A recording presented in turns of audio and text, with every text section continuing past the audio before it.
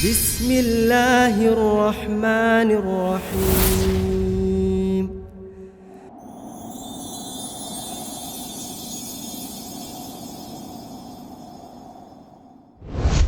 Assalamualaikum warahmatullahi wabarakatuh. Melanjutkan bahasan kita teman-teman sekalian, buku amalan yang mendatangkan rahmat Allah, dan kita masuk ke poin ketujuh. Setelah poin sebelumnya kita membahas poin keenam, masalah taubat, dan saya berikan sedikit review pada saat kita bahas poin keenam teman-teman sekalian. Kalau seseorang di antara kita sudah ada di lautan dan akan tenggelam, maka tidak ada yang menyelamatkan kecuali satu kapal misalnya, dan kapal ini kalau dia tidak segera naik di atasnya pasti tenggelam. Kapal ini adalah taubat, karena orang yang sedang terjerumus dalam dosa sebenarnya adalah orang yang sudah akan tenggelam dan dia akan meninggal dunia tanpa dia sadari. Ibaratnya seperti orang yang minum racun tapi dia tidak sadar kalau racun itu berbahaya, tidak segera berobat, maka pasti dia akan mati. Taubat bisa kita ibaratkan kapal menyelamatkan seseorang yang akan tenggelam, obat yang akan menyembuhkan dari racun yang sedang dia minum, dan seterusnya. Apapun istilahnya, yang penting taubat itu adalah password atau jalan keluar dari Allah yang sangat luar biasa. Bagaimana sang pencipta Allah memudahkan dengan itu semua kesalahannya dimaafkan, plus lagi di akhirat bisa masuk ke dalam surga. Poin kita pada pagi ini insyaallah, semoga Allah berkati, adalah masalah takwa. Dan ini juga salah satu sebab kenapa tadi saya bacakan khutbah hajah. Takwa teman-teman sekalian, kalau kita ringkaskan tentu adalah patuh.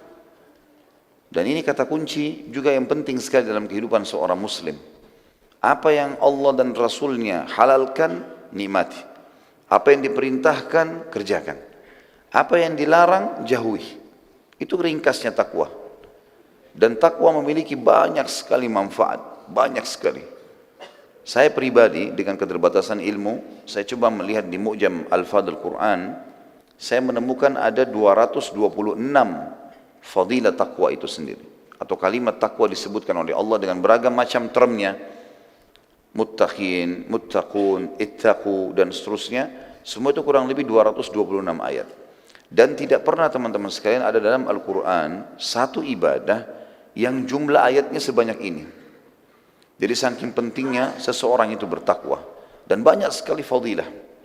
Di antara fadilahnya yang paling jelas bisa kita ambil adalah misal dalam surah At-Talaq, surah nomor 65 ayat 2 sampai ayat 5. Ayat 2 sampai ayat 5. Di akhir ayat 2 surah At-Talaq, A'udzu billahi minasyaitonir rajim, di akhir ayatnya, wa may yattaqillaha yaj'al lahu makhraja.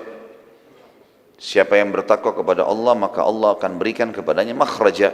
Dan makhraja artinya jalan keluar yang sangat luas untuk kehidupannya. Makanya tangga-tangga jalan darurat di dalam bahasa Arab, di hotel-hotel misalnya, kalau kita lagi umrah di Mekah sama Madinah, tulisannya begitu, mim kha ra jim, makhraj. Ya, biasanya orang bahasa Inggris exit atau apalah, tangga darurat dalam bahasa Indonesia. Yang jelas digunakan ini oleh orang Arab, makhraj. Dan juga orang Arab membahasakan makhraj ini kalau ada orang yang sempit sekali jalan, tubuhnya nggak bisa bergerak, kemudian dia bisa berlari mendapatkan sebuah lapangan yang luas. Transisi dari tempat yang sempit ke tempat yang luas namanya makhraj. Dan Allah menggunakan dengan kemahamurahannya dan kesuciannya kalimat ini, wa may yattaqillaha yaj'al lahu makhraja. Siapa yang bertakwa kepada Allah, maka Allah akan berikan kepadanya makhraja. Kata para ulama tafsir, makhraja min kulli farjin wa min kulli hammin wa min kulli ghammin. Jalan keluar dari setiap kesedihan, permasalahan, kesulitan, apa saja, dunia dan juga akhirat. Lalu ayat 3-nya surah Talaq, Allah mengatakan wa yarzuqhu min haitsu la yahtasib, dan Allah akan berikan kepadanya rezeki dari tempat-tempat yang ia tidak sangka. Artinya akan selalu datang hal-hal yang memenuhi kebutuhannya.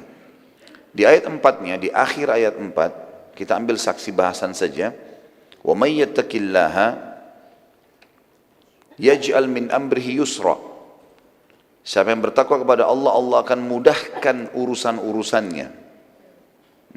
Sebagian ulama tafsir mengatakan ayat 4 ini dalam surah At-Talaq sangat berhubungan dengan ayat 2-nya.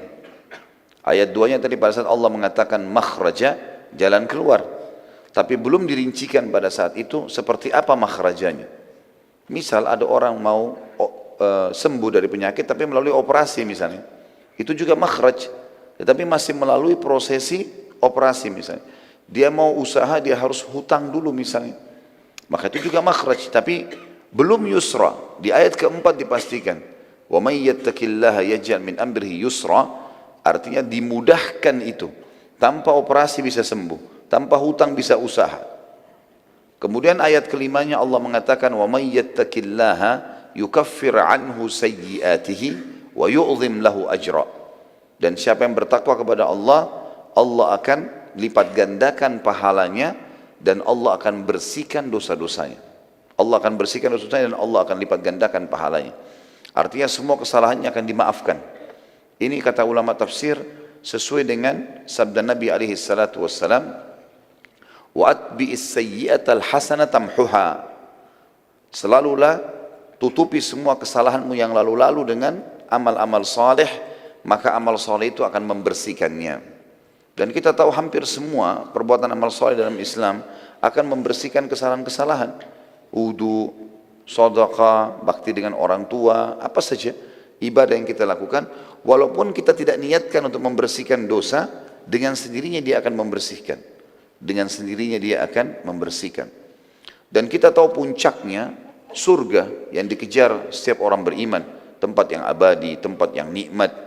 Tidak ada masa tua, tidak ada masa anak-anak lagi, semuanya umur 33 tahun, semuanya sehat. Kata Nabi SAW, orang yang masuk surga tidak lagi beringus, tidak lagi meludah, ya, tidak lagi buang air kecil, tidak lagi buang air besar. Ya, umur mereka semuanya sama, 33 tahun. Ya. Dalam riwayat lain dikatakan tidak ada seorang pun yang meninggal, ya, baik itu masih kecil ataupun sudah tua, kecuali akan dibangkitkan umur 33 tahun. Dan postur tubuh mereka seperti Adam alaihissalam, 60 siku ke langit atau 27,5 meter. Surga abadi. Dan Allah sebutkan dalam surah Al-Imran, surah nomor 3, 133, A'udzu billahi minasyaitonir rajim, wasari'u ila maghfiratin min rabbikum wa jannatin arduha as-samawati wal ard uiddat lil muttaqin. Berlumba-lumbalah kalian kepada pengampunan Tuhan kalian, segera minta maaf dan jadilah orang baik dan kejarlah surga. Selalu beramal saleh supaya masuk ke dalam surga itu, yang luasnya seluas langit dan bumi, hanya dijanjikan untuk orang-orang yang bertakwa. Jadi takwa memang memiliki banyak sekali. Ini baru sebagian kecil dari 200 sekian ayat. Diberikan jalan keluar, diberikan rezeki, dimudahkan jalan keluarnya itu, dibersihkan dosa-dosanya, dilipat gandakan pahalanya, dimasukkan ke dalam surga. Ini aja baru 5 yang disebutkan. Belum yang lainnya yang sangat luar biasa besarnya fadilah takwa itu sendiri. Orang-orang yang bertakwa teman-teman sekalian akan mengundang rahmatnya Allah. Allah akan terus memberikan kepada dia karunia-Nya. Kalau kita ibaratkan misalnya orang kerja di perusahaan, pegawai yang patuh, ya, pegawai yang patuh, pegawai yang rajin, pegawai yang selalu mengerjakan pekerjaan yang diinstruksikan, tentu akan disenangi oleh pemilik perusahaan. Sederhananya begitu. Gajinya, bonusnya dia akan dapat semua. Dan mudah sekali, enggak usah tambah-tambah pekerjaan. Pekerjaan yang sudah diperintahkan oleh perusahaan itu saja dikerjakan. Udah. Walaupun kita merasa itu mudah, ya sudah itu saja, sudah cukup. Karena itu tugas kita. Enggak usah ditambah dengan yang lainnya. Begitulah mudahnya agama.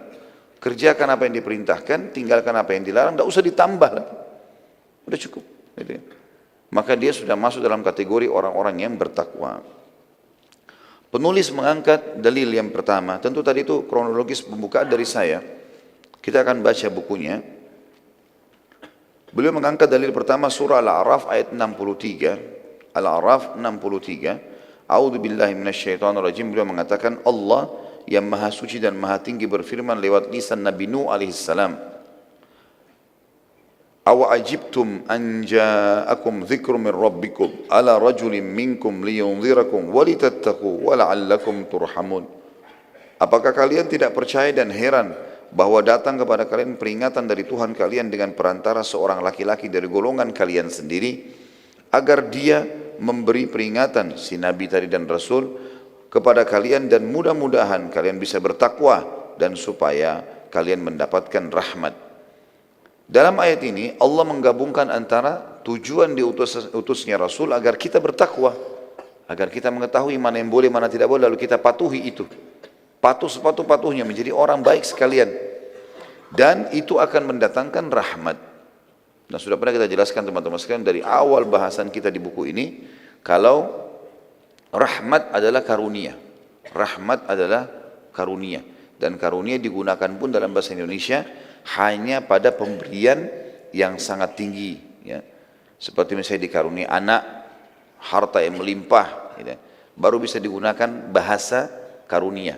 Kalau orang mendapatkan hal-hal yang biasa dia makan, minum seharian, maka dikatakan dia diberi. Kita bisa mengatakan misal saya diberi makan dan minum. Tidak bisa saya katakan saya dikaruniai makan dan minum oleh manusia, tentunya maksudnya di sini dihidangkan. Maka bahasa karunia sangat tinggi. Dan itulah bahasa Arabnya rahmat, ya. Syekh Sa'di, salah satu ulama tafsir, yang mengatakan makna dari firman Allah liyunzirakum walitattaqu wa la'allakum turhamun, agar Rasul tersebut memberikan peringatan kepada kalian dan kalian bertakwa serta kalian akan mendapatkan rahmat Allah, agar dia memberi peringatan kepadamu dan mudah-mudahan kamu bertakwa dan supaya kamu mendapat rahmat, yakni agar dia memberi peringatan para nabi tersebut kepada kalian dari azab yang pedih dan melakukan sebab-sebab yang menyelamatkan berupa melakukan ketakwaan kepada Allah baik zahir maupun batin. Dengan itulah mereka mendapatkan rahmat Allah yang luas. Dalil yang kedua, surah Al-A'raf 156. Surah Al-A'raf 156. A'udzu billahi minasyaitonir rajim. Potongan ayat ini, qala adzabi usibu bihi man asya wa rahmati wasi'at kulla syai' fasa'aktubuha lilladheena yattaquna wa yu'tuna az-zakata walladheena hum biayatina yu'minun. Allah berfirman, siksaku akan kutimpakan kepada siapa yang aku kehendaki, dan rahmatku meliputi segala sesuatunya. Maka akan aku tetapkan rahmatku hanya untuk orang-orang yang bertakwa, yang menunaikan zakat, dan orang-orang yang beriman kepada ayat-ayat kami. Al-Allamah Sa'di, Syekh Sa'di juga tadi diangkat oleh penulis, ini tentu salah satu ulama yang hidup di kurang lebih mungkin sekitar 200-300 tahun yang lalu beliau meninggal dunia. Bukunya, karya tulisnya cukup banyak, ya. Beliau mengatakan bahwasanya qala adzabi usibu bihi man asya, makna firman Allah, siksaku aku timpakan kepada siapa saja yang aku kehendaki, yaitu dari kalangan orang-orang yang celaka, yang berpaling dari melakukan sebab-sebab. Jadi mereka sudah tahu, datang informasi kepada yang bisa bertanya mana boleh, mak boleh. Tambah lagi Allah subhanahu wa ta'ala memberikan perasaan jenuh, perasaan takut, ya, perasaan sempit. Ya, hidup itu dan dadahnya terasa sempit bila orang melakukan dosa apa saja dosa dia merasa terganggu dengan itu. Itu peringatan-peringatan dari Allah. Kalau dia lakukan maka akan menjadi penyebab datangnya azabnya Allah. Wa rahmati wasi'at kulla syai'. Sementara tafsir dari dan rahmatku meliputi segala sesuatunya, maksudnya dari alam atas sampai alam bawah, orang yang berbakti dan orang yang durhaka, mukmin dan kafir. Artinya rahmatku tetap akan aku berikan makanan, minuman, pakaian, segala macam, ya, kepada orang beriman dan orang kafir. Tetapi orang-orang kafir akan ujungnya akan ke neraka sebagaimana diperingatkan dalam ayat-ayat yang lain. Dan orang yang bertakwa akan diberikan kepada orang-orang yang bertakwa akan diberikan seluruh fasilitas. Sebagaimana perkataan Allah juga setelahnya tentunya. Kata beliau, tidak ada satu makhluk pun melainkan rahmat Allah telah sampai kepadanya. Karunia dan anugerahnya meliputinya. Akan tetapi rahmat bersifat khusus yang berimplikasi kepada kebahagiaan dunia akhirat, bukan untuk semua orang. Karena dia berfirman, fasa'aktubuha lilladzina yattaqun. Aku akan tetapkan rahmatku non-stop, selalu saja ada, tidak pernah kurang, tidak pernah aku angkat, tidak pernah aku kurangi untuk orang-orang yang bertakwa, yaitu yang meninggalkan maksiat baik kecil maupun besar. Dan firman Allah, wa yu'tuna zakah, dan menunaikan zakat yang diwajibkan kepada orang-orang yang berhak menerimanya. Kemudian potongan ayat terakhir, walladzina hum biayatina yu'minun, dan orang yang beriman kepada ayat-ayat kami. Di antara kesempurnaan iman kepada ayat-ayat Allah ialah mengetahui maknanya dan mengamalkan konsekuensinya. Termasuk di antaranya mengikuti Nabi alaihi salatu wassalam secara zahir dan batin mengenai pokok-pokok agama dan cabang-cabangnya. Inilah poin ketujuh tentang masalah hal yang mendatangkan rahmat Allah, yaitu ketakwaan. Ketakwaan. Dan teman-teman sekalian, patuh kepada Allah itu punya kenikmatan. Sangat nikmat dan sangat enak. Seperti kasus orang duduk di majelis ilmu, enak, nikmat. Orang sholat, orang puasa, apa saja yang kita kerjakan, ada kenikmatan dalam ibadah. Satu-satunya kata para ulama, orang yang belum maksimal menikmati ibadahnya adalah orang yang setengah-setengah dalam ibadah itu. Kalau dia dasarnya ragu, ini sholat diperintahkan enggak ya? Zakat ini nanti bisa mendatangkan rezeki atau tidak ya? Maka dia tidak bisa maksimal mendapatkannya. Karena memang dia harus di sini. Orang yang betul-betul serius dalam mengerjakan satu perbuatan, dia akan mendapatkan hasilnya. Pepatah bahasa Arab menyebutkan, man jadda wajad. Siapa yang berusaha, dia pasti akan dapat. Minimal mendapatkan sebagian dari apa yang dia jadikan sebagai targetnya. Dan Allah subhanahu wa ta'ala juga berfirman dalam ayat lain, A'udzu billahi minasyaitonir rajim, walladzina jahadu fina lanahdiyannahum subulana. Orang-orang yang berusaha menuju ke jalan kami, kami pasti akan mudahkan jalan-jalan menuju ke kami.